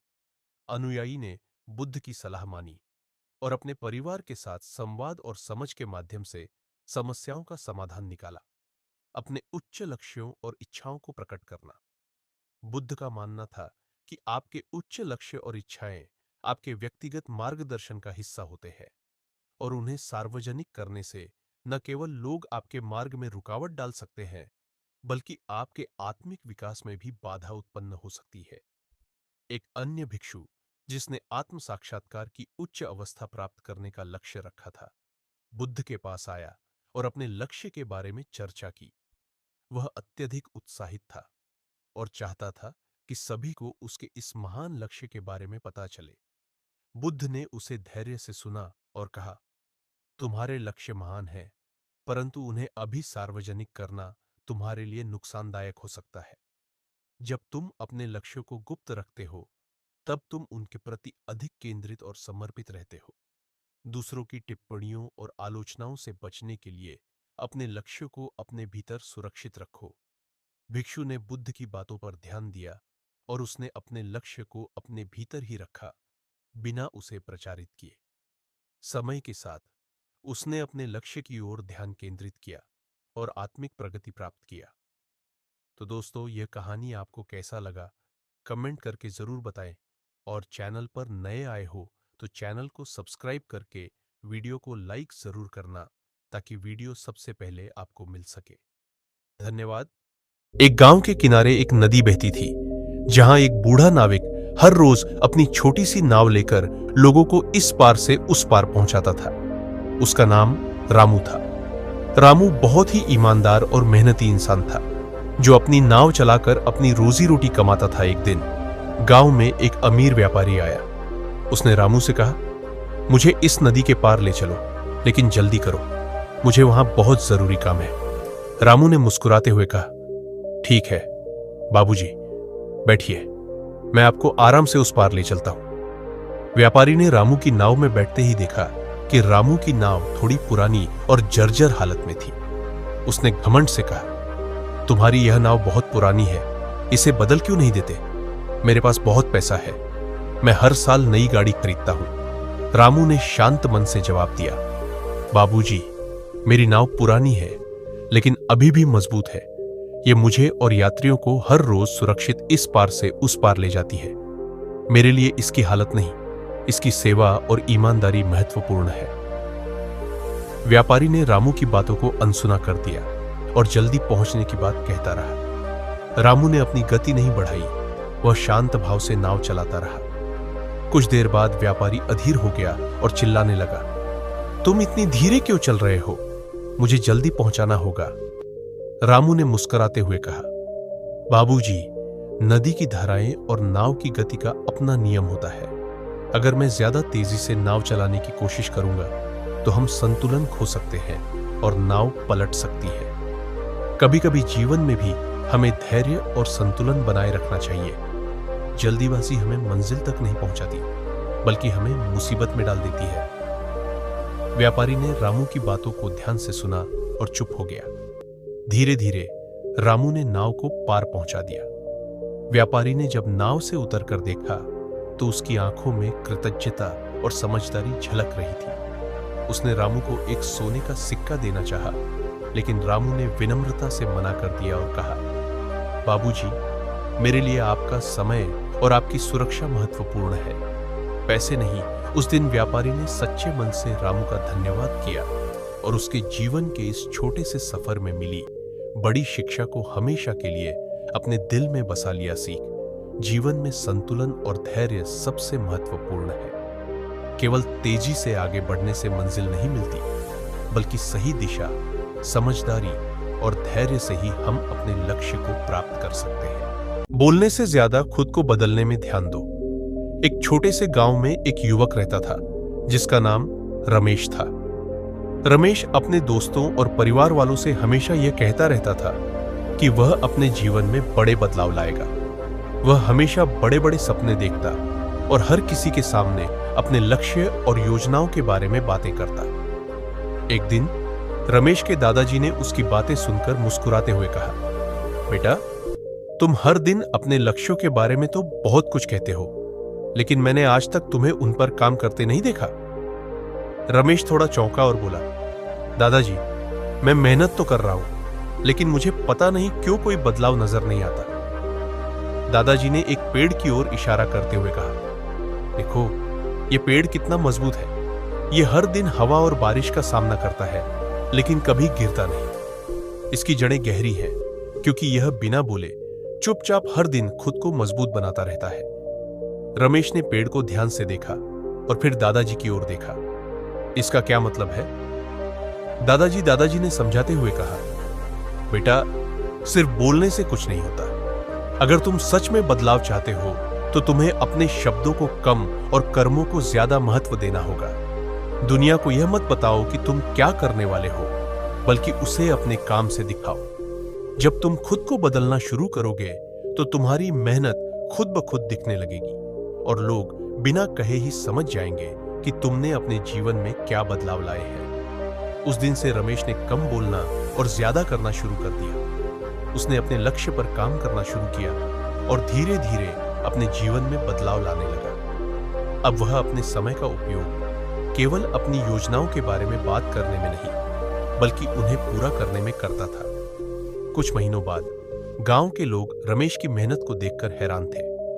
जो युवक सिर्फ बातें करता था, अब वही रमेश अपने कर्मों से प्रेरणा बन चुका था। लोग उसकी प्रशंसा करते और कहते, रमेश ने दिखा दिया कि बोलने से ज्यादा खुद को बदलने में ध्यान देना ही असली सफलता की कुंजी है। रमेश ने मुस्कुराते हुए सोचा, अब मैंने सच में वह सीख लिया है जो दादाजी ने उस दिन मुझे समझाया था। बदलाव की शुरुआत हमेशा अपने आप से होती है और उसे शब्दों से नहीं, बल्कि कर्मों से साबित करना चाहिए। इस कहानी से हमें यह सीख मिलती है कि शब्दों से ज्यादा महत्व हमारे कर्मों का होता है। अगर हम सच में अपने जीवन में बदलाव लाना चाहते हैं, तो हमें अपने बोलने से ज्यादा अपने कर्मों पर ध्यान देना चाहिए। जब हम खुद को बदलते हैं, तो हमारी मेहनत और सच्चाई खुद ब खुद सबको नजर आने लगती है। तो दोस्तों, वीडियो कैसा लगा कमेंट्स में जरूर बताएं और नए हो तो चैनल को सब्सक्राइब जरूर करना, ताकि वीडियो सबसे पहले आपको मिल सके। एक बार की बात है, गौतम बुद्ध अपने शिष्यों के साथ एक गांव में यात्रा कर रहे थे। रास्ते में उन्हें एक युवक मिला जो बहुत दुखी लग रहा था। उसने बुद्ध से कहा, भगवान, मैं हमेशा कोशिश करता हूँ, लेकिन मेरी मेहनत कभी रंग नहीं लाती। मैं कई बार असफल हुआ हूँ और अब मैं हार मानने लगा हूँ। गौतम बुद्ध ने युवक की बातों को ध्यान से सुना और फिर मुस्कुराते हुए बोले, क्या तुम जानना चाहोगे कि सफलता पाने का सही रास्ता क्या है? युवक ने उत्सुकता से पूछा। जी हाँ, कृपया बताएं, बुद्ध ने कहा। मैं तुम्हें एक कहानी सुनाता हूं, उन्होंने कहा। एक बार एक किसान ने खेत में एक बीज बोया। वह बीज बहुत खास था। उसने हर दिन उस बीज को पानी दिया, उसे सूरज की रोशनी दी, लेकिन कुछ दिनों तक उसमें कोई परिवर्तन नहीं आया। किसान ने बहुत मेहनत की, लेकिन उसे लगता था कि बीज सड़ गया है। वह बहुत निराश हो गया और सोचने लगा कि शायद उसे फिर से बीज बोना चाहिए, लेकिन किसान ने हार नहीं मानी। उसने फिर से कोशिश की और उस बीज की देखभाल करता रहा। कुछ दिनों बाद अचानक उस बीज ने जमीन के नीचे से अपनी जड़ें फैलानी शुरू की और फिर एक दिन उसने धरती से बाहर निकलकर एक खूबसूरत पौधा बना। धीरे धीरे वह पौधा एक विशाल वृक्ष में परिवर्तित हो गया। गौतम बुद्ध ने युवक से कहा, इस कहानी से क्या सीख मिलती है? कभी कभी हम अपनी मेहनत के परिणाम को तुरंत नहीं देख पाते, लेकिन अगर तुम प्रयास करते रहोगे और हार नहीं मानोगे, तो तुम भी अपने जीवन में सफलता की ऊंचाइयों को छू सकते हो। युवक ने बुद्ध की बातों को गहराई से समझा और कहा, मैं अब कभी हार नहीं मानूंगा, मैं अपनी मेहनत जारी रखूंगा। गौतम बुद्ध ने मुस्कुराते हुए कहा, याद रखो, हर असफलता तुम्हें एक नया सबक सिखाती है। असफलता का सामना करने से ही हम मजबूत बनते हैं। तुम अपने भीतर की शक्ति को पहचानो और आगे बढ़ो। युवक ने अपने मन में संकल्प लिया कि वह हमेशा प्रयास करेगा और कभी हार नहीं मानेगा। उसने बुद्ध को धन्यवाद दिया और नए उत्साह के साथ अपनी यात्रा शुरू की। गौतम बुद्ध की यह कहानी हमें सिखाती है कि असफलताएं जीवन का हिस्सा है, लेकिन हमें कभी हार नहीं माननी चाहिए। हमें हमेशा प्रयास करते रहना चाहिए, क्योंकि सच्ची सफलता धैर्य और लगातार प्रयास से ही मिलती है। तो दोस्तों, ये कहानी आपको कैसा लगा कमेंट करके जरूर बताइए, और नहीं आए हैं तो चैनल को सब्सक्राइब जरूर करना, ताकि वीडियो सबसे पहले आपको मिल सके। एक छोटे से गांव में मोहन नाम का एक युवक रहता था। मोहन बचपन से ही बहुत गरीब था और हर दिन यह सवाल उसके मन में उठता था, मैं ही क्यों गरीब हूं? क्यों भगवान ने मेरे साथ ऐसा किया? मोहन कड़ी मेहनत करता था, खेतों में काम करता, दूसरों के घरों में छोटे मोटे काम करता, लेकिन फिर भी उसकी स्थिति में कोई सुधार नहीं हो रहा था। वह हमेशा दुखी रहता और किस्मत को कोसता रहता। एक दिन गांव में एक संत आए। संत गांव वालों को उपदेश दे रहे थे और जीवन के कठिनाइयों से निपटने का रास्ता बता रहे थे। मोहन भी संत के पास पहुंचा और अपना दुखड़ा रोते हुए बोला, महाराज, मैं बचपन से गरीब हूं। मैंने जीवन में बहुत संघर्ष किया, लेकिन मेरी हालत नहीं सुधरी। भगवान ने मुझे ही क्यों गरीब बनाया? मेरी किस्मत में ही क्यों दुख लिखा है? संत ने मोहन की बात सुनी और मुस्कुराते हुए बोले, बेटा, मैं तुम्हें एक कहानी सुनाता हूं। शायद इससे तुम्हारे सवाल का जवाब मिल जाए। संत ने कहा, एक समय की बात है, एक राजा अपने राज्य में घूमने निकला। उसने देखा कि उसके राज्य के लोग बहुत खुशहाल और समृद्ध हैं, लेकिन एक कोने में उसे एक बहुत ही गरीब व्यक्ति मिला जो फटे पुराने कपड़े पहने था और बहुत भूखा लग रहा था। राजा ने उससे पूछा, तुम इतने गरीब क्यों हो? उस व्यक्ति ने उत्तर दिया, महाराज, यह तो मेरी किस्मत है। मैं गरीब पैदा हुआ हूं और गरीब ही मरूंगा। मेरे पास कुछ भी नहीं है।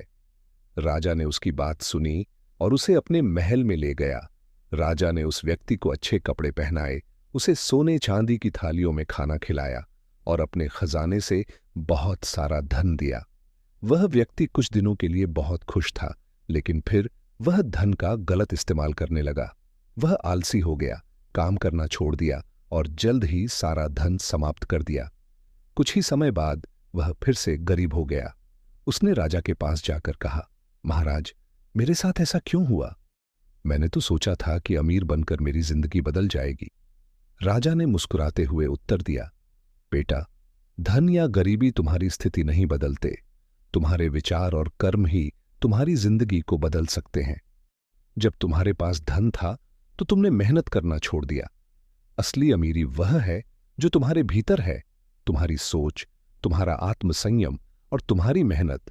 संत ने मोहन की ओर देखा और कहा, बेटा, गरीबी सिर्फ धन की कमी नहीं है। असली गरीबी तब होती है जब हम अपनी मेहनत, ईमानदारी और आत्मसंयम को खो देते हैं। अगर तुम अपनी मेहनत जारी रखोगे, सही दिशा में प्रयास करोगे, तो तुम्हारी किस्मत अवश्य बदलेगी। भगवान ने हमें मेहनत करने की शक्ति दी है, यह सबसे बड़ी अमीरी है। मोहन की आंखें खुल गईं। उसने संत के पैर छुए और संकल्प लिया कि वह अब से मेहनत करने और अपनी सोच को सकारात्मक रखने का प्रयास करेगा। उसने किस्मत को दोष देना छोड़ दिया और हर दिन नए जोश के साथ काम करने लगा। कुछ समय बाद उसकी मेहनत रंग लाई। वह एक सफल किसान बन गया और उसका परिवार खुशहाल जीवन जीने लगा। इस कहानी से हमें यह सीख मिलती है कि धन की कमी गरीबी नहीं है, बल्कि आत्मविश्वास और सकारात्मक सोच की कमी ही असली गरीबी है। अगर हम सही दिशा में मेहनत करें और अपनी सोच को बदलें, तो हम अपनी किस्मत भी बदल सकते हैं। तो दोस्तों, वीडियो आपको कैसा लगा कमेंट करके जरूर बताइए, और नए आए हो तो चैनल को सब्सक्राइब जरूर करना ताकि वीडियो सबसे पहले आपको मिल सके। Thank you. एक छोटे से गांव में मोहन नाम का एक युवक रहता था। मोहन बचपन से ही बहुत गरीब था और हर दिन यह सवाल उसके मन में उठता था, मैं ही क्यों गरीब हूं? क्यों भगवान ने मेरे साथ ऐसा किया? मोहन कड़ी मेहनत करता था, खेतों में काम करता, दूसरों के घरों में छोटे मोटे काम करता, लेकिन फिर भी उसकी स्थिति में कोई सुधार नहीं हो रहा था। वह हमेशा दुखी रहता और किस्मत को कोसता रहता। एक दिन गांव में एक संत आए। संत गांव वालों को उपदेश दे रहे थे और जीवन के कठिनाइयों से निपटने का रास्ता बता रहे थे। मोहन भी संत के पास पहुंचा और अपना दुखड़ा रोते हुए बोला, महाराज, मैं बचपन से गरीब हूं। मैंने जीवन में बहुत संघर्ष किया, लेकिन मेरी हालत नहीं सुधरी। भगवान ने मुझे ही क्यों गरीब बनाया? मेरी किस्मत में ही क्यों दुख लिखा है? संत ने मोहन की बात सुनी और मुस्कुराते हुए बोले, बेटा, मैं तुम्हें एक कहानी सुनाता हूं। शायद इससे तुम्हारे सवाल का जवाब मिल जाए। संत ने कहा, एक समय की बात है, एक राजा अपने राज्य में घूमने निकला। उसने देखा कि उसके राज्य के लोग बहुत खुशहाल और समृद्ध हैं, लेकिन एक कोने में उसे एक बहुत ही गरीब व्यक्ति मिला जो फटे पुराने कपड़े पहने था और बहुत भूखा लग रहा था। राजा ने उससे पूछा, तुम इतने गरीब क्यों हो? उस व्यक्ति ने उत्तर दिया, महाराज, यह तो मेरी किस्मत है। मैं गरीब पैदा हुआ हूं और गरीब ही मरूंगा। मेरे पास कुछ भी नहीं है। राजा ने उसकी बात सुनी और उसे अपने महल में ले गया। राजा ने उस व्यक्ति को अच्छे कपड़े पहनाए, उसे सोने चांदी की थालियों में खाना खिलाया और अपने खजाने से बहुत सारा धन दिया। वह व्यक्ति कुछ दिनों के लिए बहुत खुश था, लेकिन फिर वह धन का गलत इस्तेमाल करने लगा। वह आलसी हो गया, काम करना छोड़ दिया और जल्द ही सारा धन समाप्त कर दिया। कुछ ही समय बाद वह फिर से गरीब हो गया। उसने राजा के पास जाकर कहा, महाराज, मेरे साथ ऐसा क्यों हुआ? मैंने तो सोचा था कि अमीर बनकर मेरी जिंदगी बदल जाएगी। राजा ने मुस्कुराते हुए उत्तर दिया, बेटा, धन या गरीबी तुम्हारी स्थिति नहीं बदलते। तुम्हारे विचार और कर्म ही तुम्हारी जिंदगी को बदल सकते हैं। जब तुम्हारे पास धन था तो तुमने मेहनत करना छोड़ दिया। असली अमीरी वह है जो तुम्हारे भीतर है, तुम्हारी सोच, तुम्हारा आत्मसंयम और तुम्हारी मेहनत। संत ने मोहन की ओर देखा और कहा, बेटा, गरीबी सिर्फ धन की कमी नहीं है। असली गरीबी तब होती है जब हम अपनी मेहनत, ईमानदारी और आत्मसंयम को खो देते हैं। अगर तुम अपनी मेहनत जारी रखोगे, सही दिशा में प्रयास करोगे, तो तुम्हारी किस्मत अवश्य बदलेगी। भगवान ने हमें मेहनत करने की शक्ति दी है, यह सबसे बड़ी अमीरी है। मोहन की आंखें खुल गईं। उसने संत के पैर छुए और संकल्प लिया कि वह अब से मेहनत करने और अपनी सोच को सकारात्मक रखने का प्रयास करेगा। उसने किस्मत को दोष देना छोड़ दिया और हर दिन नए जोश के साथ काम करने लगा। कुछ समय बाद उसकी मेहनत रंग लाई। वह एक सफल किसान बन गया और उसका परिवार खुशहाल जीवन जीने लगा। इस कहानी से हमें यह सीख मिलती है कि धन की कमी गरीबी नहीं है, बल्कि आत्मविश्वास और सकारात्मक सोच की कमी ही असली गरीबी है। अगर हम सही दिशा में मेहनत करें और अपनी सोच को बदलें, तो हम अपनी किस्मत भी बदल सकते हैं। तो दोस्तों, वीडियो आपको कैसा लगा कमेंट करके जरूर बताइए, और नए आए हो तो चैनल को सब्सक्राइब जरूर करना, ताकि वीडियो सबसे पहले आपको मिल सके। Thank you. आपकी जिंदगी बदल जाएगी, ये 1000 बातें जान लो। एक समय की बात है, एक छोटे से गांव में एक व्यक्ति रहता था जिसका नाम अर्जुन था। अर्जुन एक साधारण इंसान था, लेकिन वह हमेशा परेशान रहता था कि उसकी जिंदगी में कोई बड़ा बदलाव क्यों नहीं हो रहा है। वह हर दिन एक ही काम करता, वही समस्याएं झेलता और सोचता कि उसकी जिंदगी कभी बदलेगी या नहीं। एक दिन गांव में एक प्रसिद्ध संत आए। लोग कहते थे कि वह संत जीवन की गहरी बातें जानते हैं और उनके द्वारा बताई गई बातें इंसानों की जिंदगी बदल सकती हैं। अर्जुन ने सोचा, क्यों ना मैं भी इस संत से मिलूं और उनसे कुछ सीखूं। अर्जुन संत के पास गया और उनसे बोला, महाराज, मेरी जिंदगी बहुत कठिन है। मैं हमेशा एक ही जगह पर फंसा हुआ महसूस करता हूं। मुझे समझ नहीं आता कि मैं कैसे अपनी जिंदगी को बेहतर बना सकता हूं। संत ने मुस्कुराते हुए कहा, बेटा, मैं तुम्हें 1000 बातें बताऊंगा जिन्हें जानकर तुम्हारी जिंदगी पूरी तरह बदल जाएगी। लेकिन याद रखना, इनमें से हर बात को समझना और जीवन में अपनाना जरूरी है। अर्जुन उत्सुकता से संत की बात सुनने के लिए तैयार हो गया। संत ने उसे पहले 10 बातें बताई जो बहुत साधारण लेकिन बहुत गहरी थीं। 1 में सकारात्मक। सोचो, अगर तुम अपनी सोच को सकारात्मक रखोगे तो मुश्किलें भी अवसर बन जाएंगी। 2, अपने समय का सदुपयोग करो। समय का सही इस्तेमाल करने से तुम हर रोज कुछ नया सीख सकते हो। 3, स्वास्थ्य सबसे बड़ा धन है। अगर तुम शारीरिक और मानसिक रूप से स्वस्थ हो तो तुम किसी भी चुनौती का सामना कर सकते हो। 4, धैर्य रखो। हर चीज का समय होता है। धैर्य रखने से तुम्हें अपने मेहनत का फल मिलेगा। 5, दूसरों की मदद करो। जब तुम दूसरों की मदद करते हो तो वह सकारात्मक ऊर्जा तुम्हारी जिंदगी में लौट कर आती है। 6, लगातार सीखते रहो। जीवन में हर दिन कुछ नया सीखने का मौका होता है। अगर तुम सीखने से कभी नहीं रुकते तो तुम्हारी जिंदगी हमेशा आगे बढ़ती रहेगी। 7, आत्मविश्वास रखो। अगर तुम खुद पर विश्वास नहीं करोगे तो कोई और भी तुम पर विश्वास नहीं करेगा। 8, सपनों को हकीकत बनाओ। बड़े सपने देखो और उन्हें पूरा करने के लिए मेहनत करो।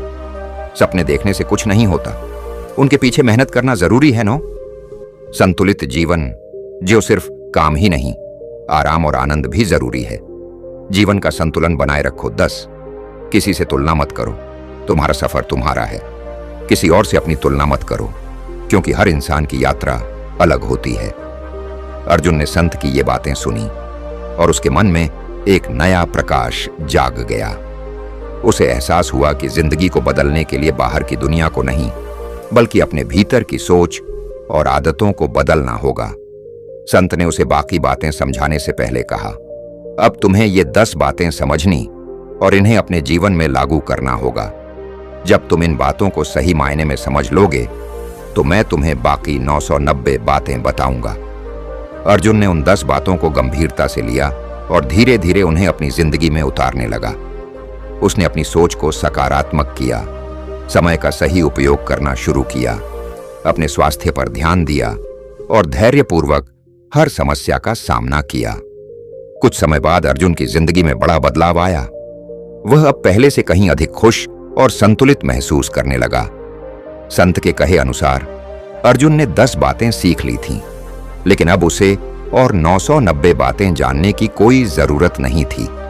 इस कहानी से यह सीख मिलती है कि हमें जीवन में बड़े बदलाव लाने के लिए हजारों बातें जानने की जरूरत नहीं होती। सिर्फ कुछ गहरी और सही बातों को समझकर और उन्हें अपने जीवन में लागू करके हम अपनी पूरी जिंदगी को बदल सकते हैं। बाज की तरह बनो। अकेला और निडर गौतम बुद्ध की प्रेरणादायक कहानी गौतम बुद्ध के उपदेशों में से एक प्रसिद्ध कथा है, जिसमें उन्होंने बाज ईगल के गुणों को जीवन में अपनाने का संदेश दिया। यह कहानी बताती है कि कैसे हम जीवन में अकेले और निडर बनकर सफलता प्राप्त कर सकते हैं। बुद्ध ने यह कहानी अपने शिष्यों को सुनाई ताकि वे जीवन में सही मार्गदर्शन प्राप्त कर सकें और आत्मनिर्भर बन सकें। कहानी का प्रारंभ। एक दिन गौतम बुद्ध अपने शिष्यों के साथ एक जंगल में ध्यान कर रहे थे।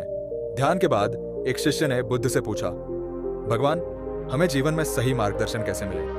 हम अपनी कमजोरी और डर के कारण कई बार रास्ते से भटक जाते हैं। बुद्ध ने मुस्कुराते हुए कहा, तुम्हें एक बाज की तरह बनना होगा। अकेला और निडर बाज की कहानी। बुद्ध ने एक बाज की कहानी। बाज एक ऐसा पक्षी है जो अपने जीवन के हर चरण में निडर और स्वतंत्र रहता है। वह अकेले उड़ता है, ऊंचाइयों में, और अन्य पक्षियों की तरह झुंड में नहीं। वह स्वतंत्रता का प्रतीक है और डर को अपने जीवन से बाहर रखता है। वह अपने शिकार को ध्यानपूर्वक देखता है, अपने लक्ष्य पर पूरी नजर रखता है और सही समय पर झपटता है। बुद्ध ने कहा, बाज अकेले उड़ता है क्योंकि वह जानता है कि उसकी शक्ति उसके अंदर ही है। वह दूसरों पर निर्भर नहीं करता। वह ऊंचाइयों में उड़ता है और छोटी समस्याओं में उलझता नहीं। जब बाज बूढ़ा हो जाता है तो वह अपने पंखों और चोंच को बदलने के लिए एक कष्टदायी प्रक्रिया से गुजरता है। वह पहाड़ की चोटी पर जाकर अपने पुराने पंखों और चोंच को तोड़कर नए पंख और चोंच विकसित करता है। नहीं रह सकता। कहानी का उद्देश्य बुद्ध ने शिष्यों को समझाया, जीवन में जब तुम कठिनाइयों का सामना करते हो तो बाज की तरह निडर बनो। खुद पर भरोसा रखो और अपनी ऊंचाई को पहचानो। डर और असफलता से मत घबराओ, बल्कि उन्हें अपनी ताकत बनाओ। जैसे बाज अकेले उड़ता है, वैसे ही तुम भी अपने रास्ते पर अकेले चलो। भीड़ के पीछे भागने की बजाय अपनी दिशा खुद तय करो। शिक्षा गौतम बुद्ध की यह कहानी हमें सिखाती है कि जीवन में हमें निडर और आत्मनिर्भर बनना चाहिए। बाज की तरह हमें अपने अंदर की शक्ति को पहचान कर अकेले और ऊंचाई पर उड़ना सीखना चाहिए। कठिनाइयां जीवन का हिस्सा है, लेकिन जो व्यक्ति बाज की तरह साहसी और धैर्यवान बनता है वही सफलता प्राप्त करता है। जो व्यक्ति अपनी स्वतंत्रता और शक्ति को पहचान कर अकेला और निडर बनता है वही जीवन में सच्ची सफलता प्राप्त करता है। गौतम बुद्ध की इस प्रेरणादायक कथा से शिष्यों ने जीवन में अकेले और निडर बनने का सबक सीखा। यह कहानी आज भी हमें सिखाती है कि जीवन में संघर्ष और चुनौतियों का सामना करते समय हमें बाज की तरह आत्मविश्वास और साहस से काम लेना चाहिए। इसलिए बाज की तरह बनो, अकेला, आत्मनिर्भर और निडर। तो दोस्तों, वीडियो आपको कैसा लगा कमेंट करके जरूर बताएं, और नए आए हैं तो चैनल को सब्सक्राइब जरूर करें। जंगल में भ्रमण कर रहे थे। मार्ग में शिष्य भगवान बुद्ध से जीवन के विभिन्न पहलुओं पर प्रश्न कर रहे थे। एक शिष्य ने पूछा, भगवान, हमें जीवन में किस प्रकार का व्यवहार करना चाहिए ताकि हम सच्ची शांति और सुख प्राप्त कर सकें? बुद्ध ने कुछ देर के लिए मौन साधा और फिर शांति से बोले, बाज की तरह बनो। शिष्य थोड़े अचंभित हुए और उन्होंने पूछा, भगवान, बाज की तरह बनने का क्या अर्थ है? कृपया हमें समझाएं। बुद्ध ने उत्तर दिया, बाज एक ऐसा पक्षी है जो हमेशा अकेला उड़ता है। वह समूह में उड़ने की अपेक्षा अकेले उड़ने को प्राथमिकता देता है। उसकी उड़ान ऊंचाई पर होती है जहां कोई और पक्षी नहीं पहुंच पाता। बाज निडर होता है और जब भी वह कोई निर्णय करता है वह उसे साहस के साथ करता है। इसका अर्थ यह है कि हमें जीवन में निडर और आत्मनिर्भर होना चाहिए। हमें किसी दूसरे के ऊपर निर्भर नहीं होना चाहिए कि वे हमें मार्गदर्शन करें या हमारी मदद करें। यदि हम अपने निर्णय स्वयं लेंगे और अपने ऊपर विश्वास करेंगे तो हम ऊंचाई पर उड़ सकेंगे, ठीक वैसे ही जैसे बाज करता है। बुद्ध ने आगे कहा, जो व्यक्ति अपने भीतर की शक्ति को पहचान लेता है वह किसी अन्य पर निर्भर नहीं रहता। वह अपनी राह स्वयं चुनता है, जैसे बाज ऊंचाई में उड़ान भरता है। उसे इस बात की चिंता नहीं होती कि कौन उसके साथ है या कौन नहीं। उसे बस अपने लक्ष्य की ओर बढ़ना होता है। इसलिए जीवन में बाज की तरह अकेले और निडर बनो। निर्णय स्वयं लो और अपने भीतर की शक्ति पर भरोसा रखो। जब तुम आत्मनिर्भर होगे और किसी दूसरे पर निर्भर नहीं रहोगे, तभी तुम सच्ची शांति और सुख का अनुभव कर पाओगे। इस प्रकार गौतम बुद्ध ने अपने शिष्यों को सिखाया कि जीवन में हमें बाज की तरह निडर और स्वतंत्र होना चाहिए। दूसरों पर निर्भर रहना हमें कमजोर बना सकता है, लेकिन आत्मनिर्भरता और साहस हमें ऊंचाई पर ले जाते हैं।